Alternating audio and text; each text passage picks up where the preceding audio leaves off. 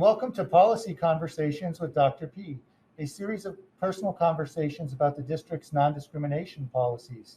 Today, I'm joined by Amelia and Zara, and we'll be breaking down policy ACA, which is non-discrimination on the basis of sex. So, I know that you've had a chance to review the policy and you've sent me some questions that you have about it. Let's talk about the policy. What's on your mind? So this policy kind of explains how administration is not allowed to discriminate on the basis of sex. However, it doesn't really state anything about how teachers or anything actually within the school about discrimination on the basis of sex. And it just talks about the basis of sex, nothing about gender identity. This policy, like all of the policies that the district has, talks about the district. And you're right that the administrative staff is primarily responsible for ensuring the policies of the district. In fact, as superintendent, I'm ultimately responsible for ensuring that the policies of the district are followed. However, this is not a policy that only applies to the behavior of administrators. This applies to how the conditions within the district need to be equitable to all students on the basis of sex. So, for example, to take you way back in the day, in a district that I used to work in, which will go unnamed, there was a middle school building that had two gyms. There was a large gym and there was a smaller gym. And these gyms are no longer used for these purposes, but when the school was initially built, there was a girls' PE area and a boys' PE area. Let me guess, the girls' one was smaller. That's correct. Wow, how on earth did I guess that? So the policies are really in place in order to ensure that conditions are equitable for students across the district and for staff across the district. So you'll notice in this building, you don't have anything like that. So even though it's really a responsibility of the administrators to implement the policy, the goal is for all the individuals within the organization to have the benefits and protections of the policy. So now to your second question, which had to do with gender as opposed to sex, there are other policies which we'll be reviewing later on in this podcast series that speak to protections on the basis of gender. But you're correct that this policy is specifically about non-discrimination on the basis of sex, and it is seen as a binary world, because this really comes from state and federal policy that is looking at gender as looking at sex rather as a binary situation. But doesn't that seem like discrimination? Sorry. Doesn't that seem like discrimination on the basis of gender, though? Right. That's why there is another policy that protects individuals on the basis of gender. What were you going to say? I noticed in the policy that there was a part about not hiring on the basis of sex. Just out of curiosity, are there any positions that you do take that into account? Or? None. Sex cannot be a consideration in the hiring of any position within the district. Can I ask, what are the considerations? Considerations are experience, qualifications. Most of the positions in our district require licensure.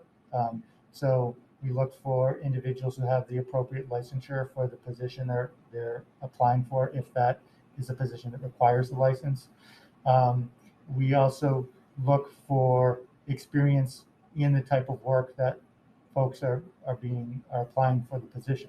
So, and when we're taking a look at candidates, for example, for teaching positions, there are scores of different licenses. It's not just one teaching position or one teaching license. There are licenses that are specific to elementary, there are licenses that are specific to music, to all the academic disciplines, math, science, social studies, etc., and to grade level. And so we're looking for individuals who have the licenses that match the positions they're applying for. And if possible, we're looking for individuals who have experience and successful experience in the area to be the most preferred candidates. Okay. So this policy mentions things in like a district-wide level, but are there any like disciplinary actions or like enforcements on a school-based level to like prevent like student-to-student conflicts or student-to-teacher conflicts? So this policy in particular was part of a group of policies that I emailed our school community about yesterday. In the introduction to that group of policies, there was a memo that talks about mechanisms for enforcement. So all of the policies of the school committee are binding on all of the members of the school community. That includes administrators, teachers, students. And within that memorandum, I talked about what are the means for individuals to assert their protections under these policies if they feel they've been violated. So if a student, for example, feels that they're being discriminated on the basis of sex, then what my recommendation would be to go to a trusted adult and explain the situation. They may end up referring you to a principal. They may end up referring you to the district's Title IX coordinator, which is a very specific related policy that has to do with discrimination on the basis of sex. But I always feel that starting with a trusted adult is a good first step. My expectation is not that students, have these policies memorized. My expectation is that they understand what the general protections are for them, and so if they feel that they're being violated, they can go to someone who they trust to have a conversation about what's happening to them and whether there's a policy that we can bring into play in order to help protect them. What then happens? Like if the like bias or oppression does fall under the policy, what then happens to the oppressor? So there are other policies that the school committee has that have to do with investigation of complaints, which are apply to all of our policies. So if there's a complaint about a violation of this policy, which is discrimination on the basis of sex, an administrator would be tasked with investigating the complaint, talking to the potential witnesses to the behavior, and making a determination about whether or not the policy was violated. And then the actions that could result really are within the discretion of the administrator and have to do with the nature of the offense and the nature of the individuals involved.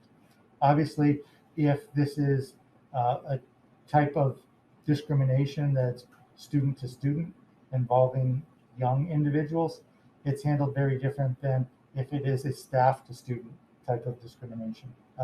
So always our goal as a school is to have an educational focus and a restorative focus. But sometimes if the complaints involve staff members, so we have a higher expectation of maturity and a higher expectation for behavior, then sometimes the responses have to take a slightly more disciplinary tact. What happens if the student does not feel comfortable, like in for a student-teacher conflict, being around that teacher? Like, would there be able to take actions on that or no? So I'll just respond in the context of other situations that I know that my team has dealt with.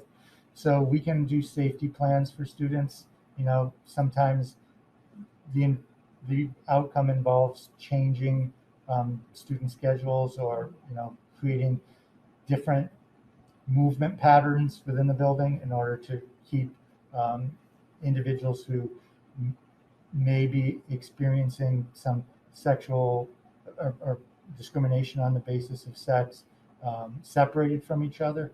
Normally that's while the investigation is underway, so that there's some protections in place while the administrators are sorting out what happened or didn't happen. And then sometimes at the end, there are similar mechanisms that may go into place long term.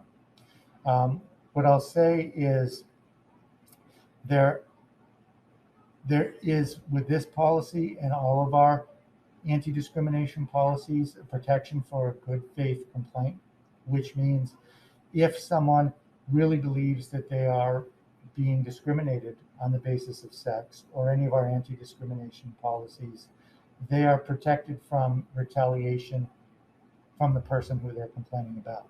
So one of the things that an administrator will typically do at the beginning of an investigation is saying, here are the complaints. I'm going to be looking into this over the course of the next several days, weeks, however long it takes. While this is happening, I need to inform you that if you do anything that would have a negative, hurtful, intimidating effect on the person making the complaint, that will be a further complaint under this policy. And that applies to all of our different anti-discrimination policies. So those protections go into place, and then those protections continue after the resolution of the conflict. Sometimes, it's determined that there was a violation of policy, and an administrator will make an adjustment.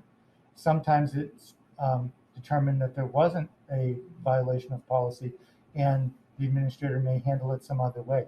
But in both cases, there's always sort of the prohibition against any retaliation by the individual who the complaint is being made about. Can I ask another question? Yes. Is there any sensitivity training surrounding sexism and misogyny taking place currently in our school system for employees? Sure, that's an excellent question.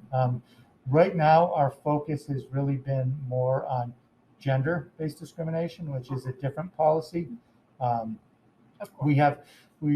should say that the two focuses we have right now are gender-based discrimination and race-based discrimination. We do have a Title IX coordinator who is responsible for implementing most of the regulations that have to do with discrimination on the basis of sex.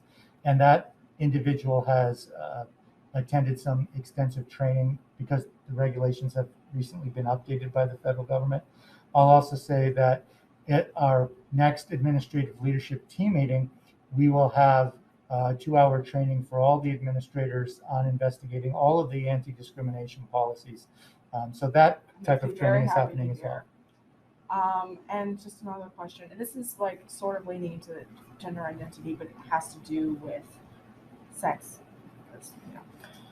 So basically, if a student is not cisgender, and they are repeatedly called by the pronouns associated with the gender that they were assigned at birth, is there any way to enforce some action on employees who are repeatedly doing these microaggressions? So you're right, that is getting into our non-discrimination on the basis of gender non-conforming status policy, which will be a future episode of this podcast. To answer the question, in the context of this conversation, yes, our gender non-conforming policy says that students have the right to identify the gender that they want to be recognized by, and that the district has an obligation to follow that. So if there was a situation where there was repeated misgendering, repeated naming of an individual by a dead name, etc., then that would be a potential violation of that policy. An individual could bring a complaint under that to their administrator or other trusted adult. And the same procedure as would be entered during that, an investigation onto these. That's correct. For the non-discrimination policies, the administrative investigation process is similar. There is one specific exception to that I'll talk about in the context of this. It's related to non-discrimination on the basis of sex. It's the Title IX policy, which has a very specific investigative procedure. The only difference there is under the new regulations, the investigator and the decision maker need to be two different people. So there would be one person who was a finder of fact, who was interviewing all the witnesses, reviewing any documents, etc., and determining what they believe did or didn't happen.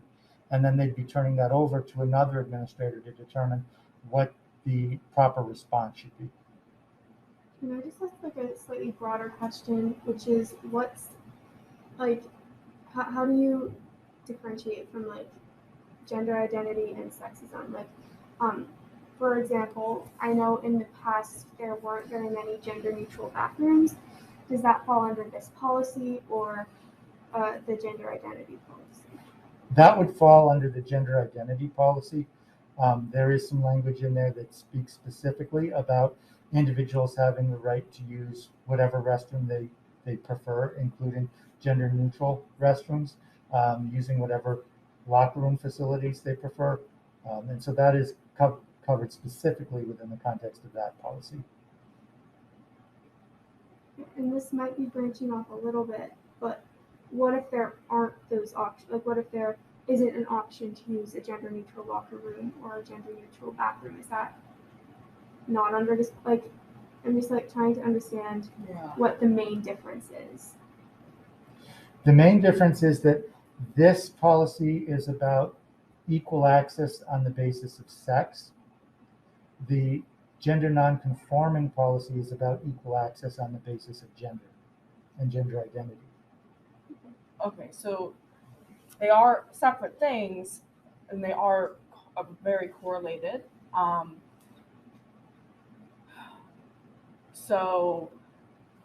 But in terms of like bathrooms, gender neutral bathrooms, that has to do with both. So how, like, in what category would a complaint fall under for like there being no gender neutral bathrooms in a building? What category would that fall under? So I think to link it to a policy, it would probably fall most specifically under the gender non-conforming status policy. However, I just want to make this clear. If someone feels that their rights are being violated, it's not really a complainant's responsibility to try to figure out which policy is being violated. They can just say, I think something is not right here. I think that my rights are being violated under a policy. And one of the jobs of the investigator is to take all the facts and sort through the policies and figure out which policy might be applicable. So it's not necessary to come forward with a complaint that's matched up with language in a policy or anything like that. You can just say, I feel my rights are being violated. This is why, and I'd like an administrator to look into it. Are there ways for the policy to be updated? I know you talked a little bit about this in the previous episode, but like if there isn't, like if somebody feels they've been like attacked and there's nothing in like these policies that you can like do a big investigation on, is there still a way that there can be action taken or no? So I want to say that there are behaviors that are not specifically listed in the policies that are also actionable. There's the code of conduct, which we've read that, don't worry. Okay. We're very prepared. We love the code of conduct. All right. So the code of conduct can't conflict with any of the district policies, but it can get into more detail than some of the district policies. So there's that. And then to answer your question specifically around the review and revision of policies, I'll repeat what I said in the last episode for folks who weren't watching. Most of our policies are connected to state or federal laws or regulations. As you can see at the bottom of this policy, and just about every one of our policies has a list of legal references, which in this case, we're referencing Title IX, that's a federal law, and the federal regulation that goes along with it. We're referencing Mass General Law and the regulations that go along with that. And then we're also referencing other policies of the school committee, because some of the policies also rely on other policies of the school committee. So whenever any one of those laws or policy changes, then there has to be a review and an updating of the policies that the district has. Now, I would say that the laws at the state and federal level set a floor. They don't necessarily set the ceiling. So there are cases in which the district goes beyond the state requirements for protections of individuals.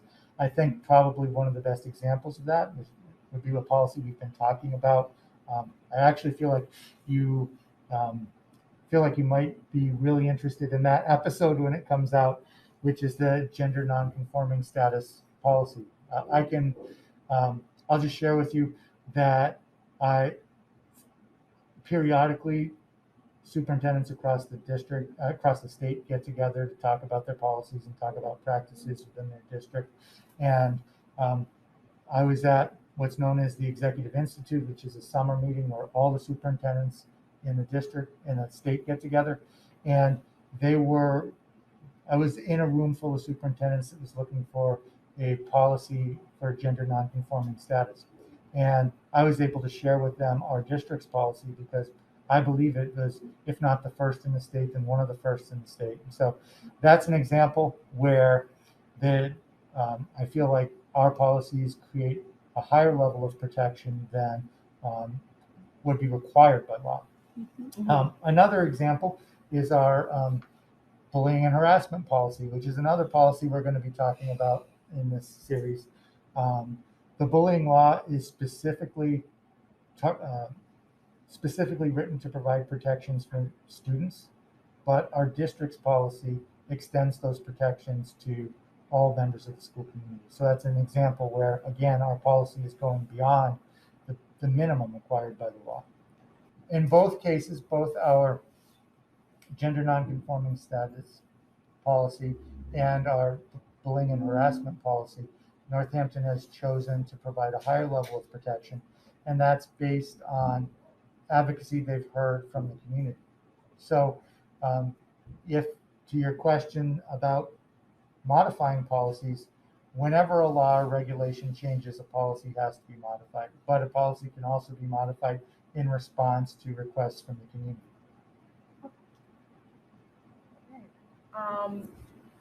Question about, like you were saying, that you go over the state requirement for these policies. However, like, I know that there has been repeated instances of misgendering, and there is still a lot of sexism here, I will say.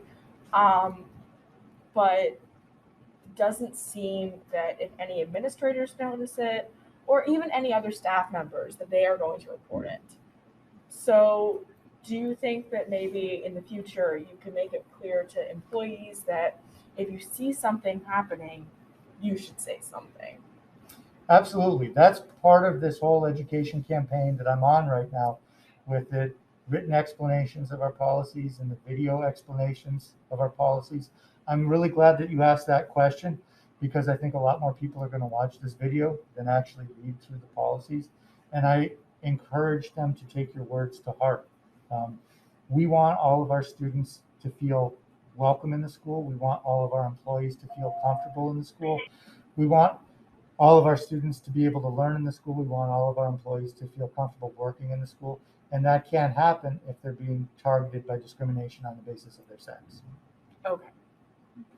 But you think you could encourage people, more than just if you say something, we'll try to take action on it? Do you think that you could encourage, especially staff members, if they see misgendering, if they see sexism, to please just say something? Because even that, correcting someone, because the amount of times I hear misgendering every day, it's a lot, right, Amelia?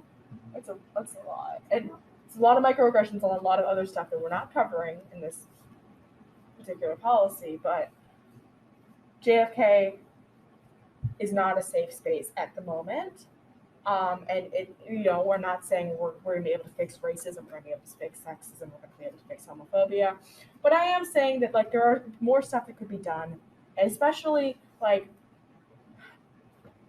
enforcing these policies. I don't feel that it has exactly been done by the school, and just not the school, just the Northampton Public Schools as a whole. What do you think, Amelia? I think it's really important that people know about these policies, because even now I feel like some staff members aren't necessarily aware. I totally agree.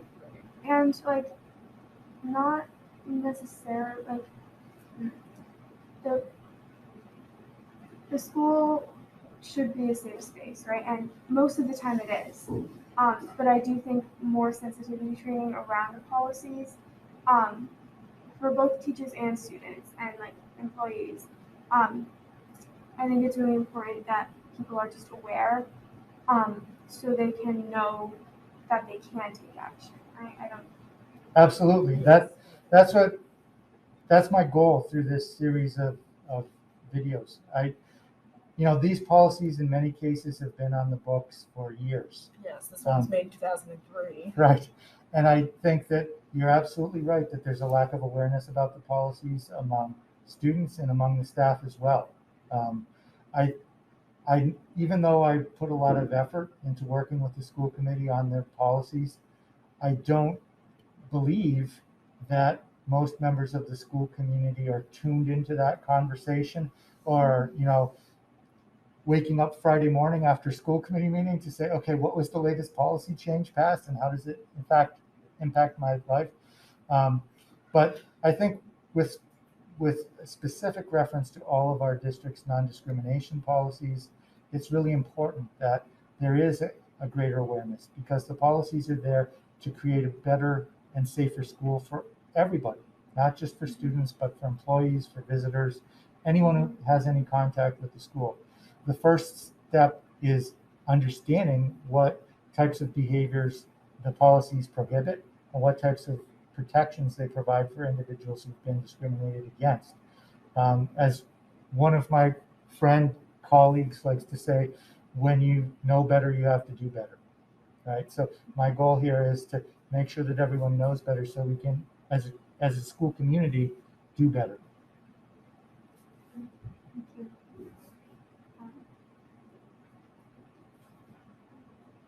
I would just like to say that I feel like there has not been enough education around like misogyny and sexism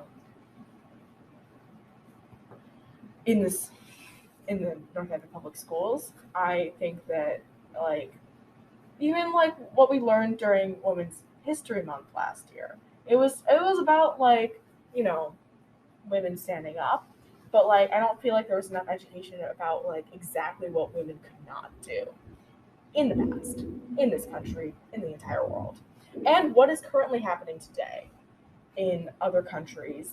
That we were just recently talking about this in social studies this morning. But I don't feel like there's enough education about that. And I also think that sometimes teachers are afraid to bring up sensitive topics like this and talk about difficult stuff, which is understandable. But I think these are important conversations that need to be had in our school community and just aren't being said. So I want to thank you for being a part of this project with me. One of the things we're trying to do is model that right now, right? My belief is that if we can show people how to have difficult conversations, that's one way of, that's one part of the education process, right? I was reflecting on that a little bit this morning when I was getting ready for our conversation this morning, because I was thinking about discrimination on the basis of sex in education and sort of its historical roots. One of the things that those who are involved in administrative preparation programs need to do at some point in their graduate work is take this course called The History of Education. And I was just reflecting on one of the things that I had done for that course was go back and look at the reports of school committees from the late 1800s and early 1900s.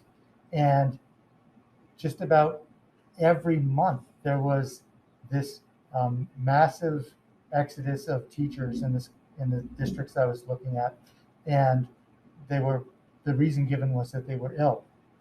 And so I asked my professor, I said, help me understand this. This has to be code for something. I thought maybe they were pregnant and it was considered inappropriate for teachers to be pregnant at the time. And he said, guess again, they were getting married. So within the context of just American public education, there's a strong tradition of discrimination on the basis of sex. And over time, these policies have come into place to help improve those things. I think there are many more steps to take, but you're right. When you understand your history, you can understand more about the work that lies ahead, right? Yes. Mm-hmm. So this policy also covers shops, right? So like, I know historically boys or people who identify as male go to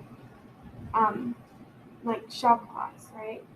And then girls go to home ec. This policy prevents that from happening in the Northampton Public School District. Does that fall under this policy?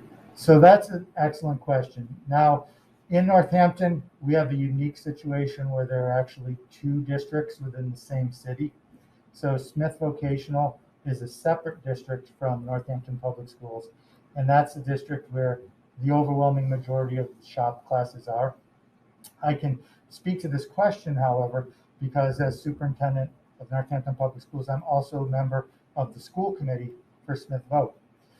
Now, one of the main funding mechanisms for Smith and for all vocational technical schools in the country probably is the Perkins Act, which is a federal law that has to do with funding for vocational education. And one of the things that happens under that is schools are held accountable for what they call non-traditional students. So the federal government has identified a number of shops that are unbalanced on the basis of sex, and districts have a responsibility for trying to get to a better balance. So in much the same way that districts have a responsibility, all districts have a responsibility for trying to make certain goals in terms of student achievement, vocational schools have a responsibility for trying to make goals in terms of equity on the basis of sex. So for example, right now, all of the building trades are identified as disproportionately male shops. And so vocational schools have specific targets they're trying to hit to encourage more female students to participate in those shops. There are also some shops that are disproportionately female. Probably the most salient one is cosmetology. And so in that case, the goal is to get more male students into Cosmo.